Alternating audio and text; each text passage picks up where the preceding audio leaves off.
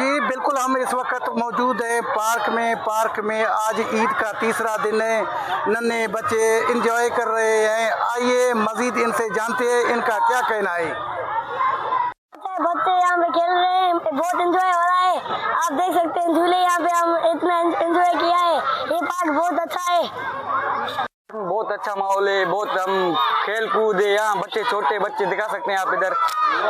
आज यहाँ बहुत मजा है माशाल्लाह। हमारे इस्लाम शहर में ये पार्क है, छोटा सा पार्क है, इसमें और सहूलत भी नहीं है थोड़े, मतलब आज 3 दिन हो रहे हैं हम टूर लगा रहे हैं, लेकिन मज़ा आ रहा है और इसमें और तब्दीली भी होना चाहिए ताकि बच्चों हमारे खेल सकें, ताकि खुशी कर सकें।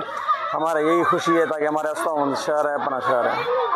जी बिल्कुल, आपने सुना कि बच्चों का और बड़ों का कहना है कि पार्क में आज ईद का तीसरा दिन है। हमने मुख्तलिफ झूलों पर झूले खाए हैं जिसकी वजह से हम बहुत खुश हैं, लेकिन यहाँ पानी की किल्लत और दिगर सहूलियात न होने की वजह से इस शदीद गर्मी में हम परेशान हैं।